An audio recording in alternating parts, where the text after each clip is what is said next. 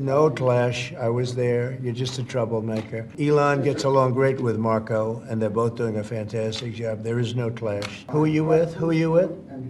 Oh, no wonder.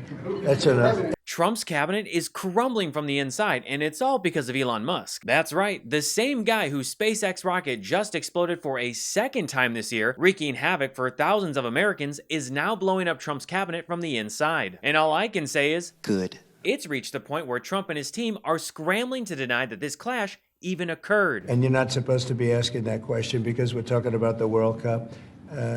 Elon gets along great with Marco, and they're both doing a fantastic job. There is no clash. When you have Trump snapping at a reporter, you're not supposed to ask that the moment they bring up this explosive clash between Marco Rubio and Elon Musk. You know exactly what that means. It means the fight definitely happened, it means that Trump doesn't want to talk about it, and it means that Americans like you and me should absolutely be talking about it. Because if there's one thing that Trump hates more than losing, it's having to explain why the people that he handpicked are publicly tearing each other apart. This is the kind of political implosion that deserves a front row seat and a bucket of popcorn. So let's keep the spotlight on it, fan the flames, and drive that wedge even deeper. And here we go. According to the New York Times, Marco Rubio, Doug Collins, and Sean Duffy of Trump's cabinet blew up on Elon Musk during a heated meeting with Donald Trump. And honestly, who could blame him? Musk, an unelected billionaire with a god complex and an alleged drug problem, has been stomping around Washington with a chainsaw like he's the one actually running the country. But now, his slash and burn approach to running the government like one of his failing startups finally pushed things too far. It all started when Musk, the self-appointed efficiency czar of Trump's government, accused Secretary of State Marco Rubio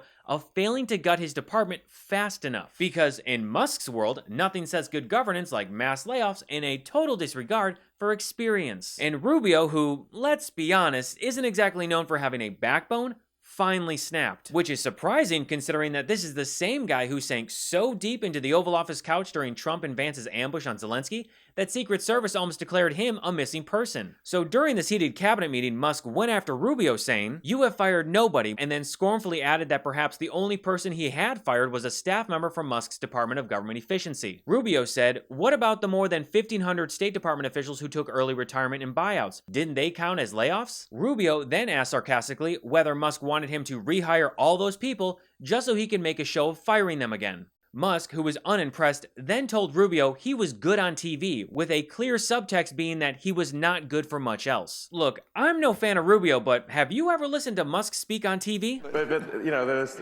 that. But the it was essentially to you know buy freedom of expression. What the hell was that? Just look at his recent Oval Office press conference. Yeah. And how can we make sure that all the statements that you said were correct, so we can trust what you say? Well, first of all, some of the things that I say will be incorrect and should be corrected. So nobody's going to bat a thousand. Or how he recently said they would make mistakes and fix them quickly after Doge cut Ebola prevention. And I should say, we will make mistakes. We won't be perfect, but when we make a mistake, we'll fix it very quickly. So, for example, with USAID, one of the things we accidentally canceled very briefly was Ebola, Ebola prevention. I think we all want Ebola prevention. So we restored the Ebola prevention immediately.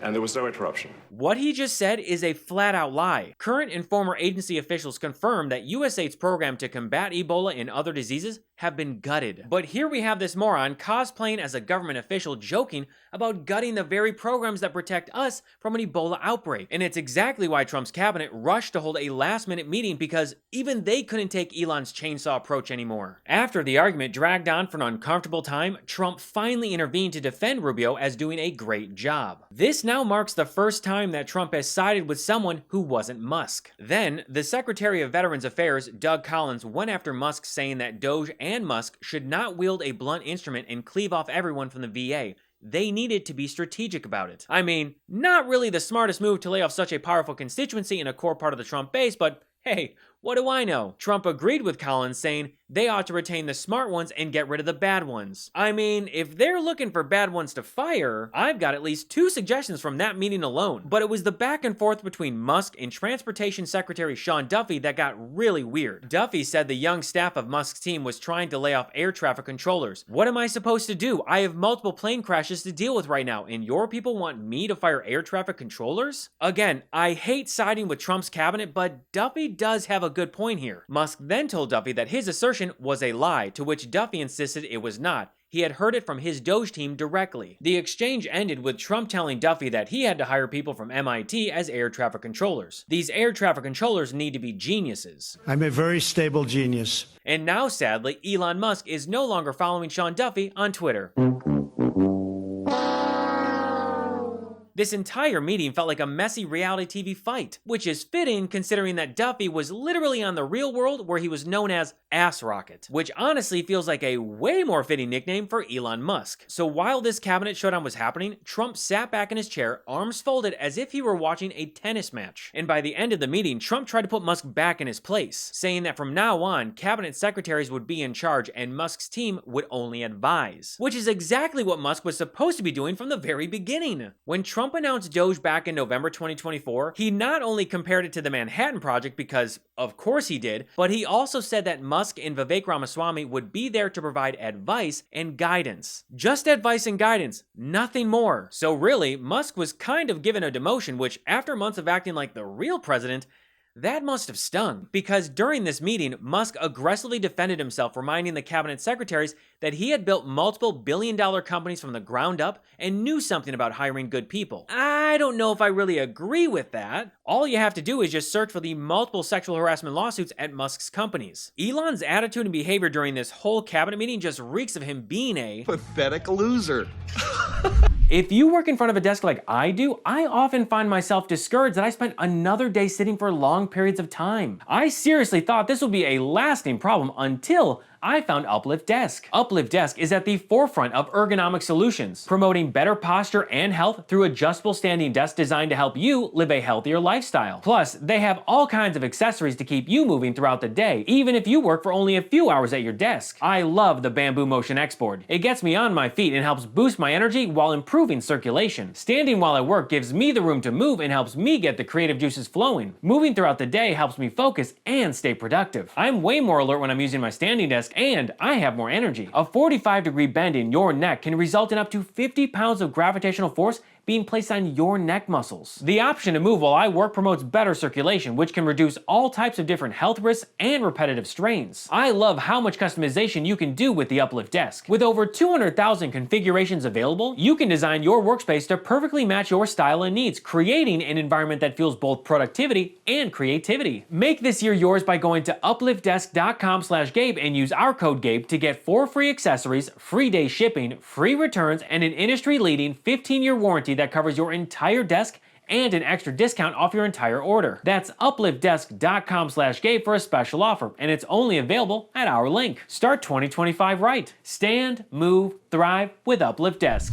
Also, let's clear some stuff up. Elon didn't build Tesla. He stole the company from the founders and then slapped his name on it. Neuralink? Rushing animal testing causing needless suffering and deaths. The Boring Company dug one hole, a glorified inefficient subway, but with Teslas. SpaceX blowing up rockets left and right, but sure, let's put them in charge of the FAA and trust them to bring back the astronauts stranded at the International Space Station. Oh, and every one of Elon's private companies is propped up by government subsidies. But yeah, tell me more about how Musk is all about efficiency. As I pointed out earlier, Trump and his team are doing everything they can to kill this story. You've got Trump snapping at reporters just for asking about it, and then you've got his #1 fanboy, Commerce Secretary Howard Lutnick, running to Fox News to bury the story before it gains any more traction. The New York Times wasn't in the room, so it's pretty interesting that they say they know exactly what's going on in the room when they, of course, weren't there.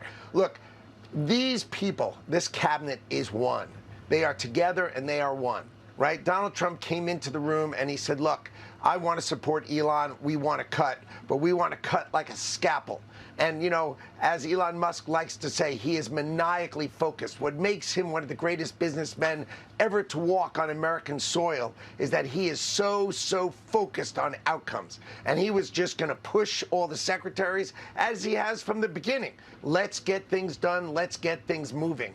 And so the president was there saying, let's make sure when we make our cuts, we only cut fat and waste. We make sure we support and keep the really, really good people we have in government. Because let's face it, we've got some great people who give of themselves to work in this government, and Donald Trump wants to make sure they stay with us. So this was a good conversation. It was a thoughtful conversation, but everybody's on the same side. In this administration, everybody's on the same side. Because nothing says this definitely didn't happen, like desperately trying to convince everyone it didn't happen. Not only did the New York Times interview multiple people with knowledge of the events, but Lutnick just confirmed key details of the report. But you know how I know this fight really happened? The clearly coordinated PR spin and damage control online between Musk and Trump. It starts with Trump putting out a statement on Truth Social saying, "We just had a meeting with most of the secretaries, Elon and others, and it was a very positive one." Then Musk screenshot posted on Twitter with his own version of corporate damage control, "Very productive meeting," which in Elon speak translates to, "I just got completely humiliated, but I still need my fanboys to think I'm winning." And then the White House Twitter account quotes Trump and then adds some photos. And if that wasn't enough of a tell, Trump then fires off an all-caps tantrum on Truth Social. "Elon and Marco have a great relationship. Any statement other than that is fake news. DJT." And just like that, Trump accidentally confirmed that the fight actually happened, because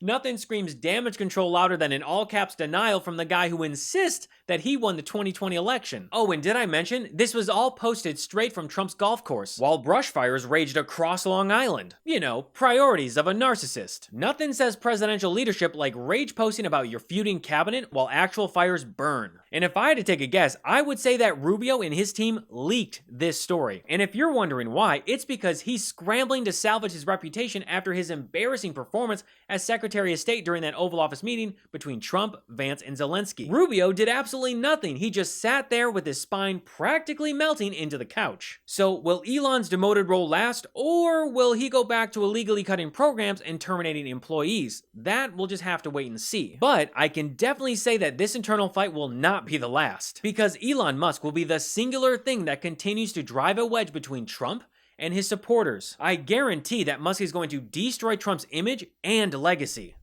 Want more What Was That? Head over to my Substack for more episodes, articles, and deep dives. Sign up today at whatwasthat.show to support independent journalism and help keep this show going. Prefer to listen while you're on the go? You can find What Was That on all your favorite podcast platforms, Apple, Spotify, you name it. Until next time, I'm Gabe Sanchez, and this has been What Was That?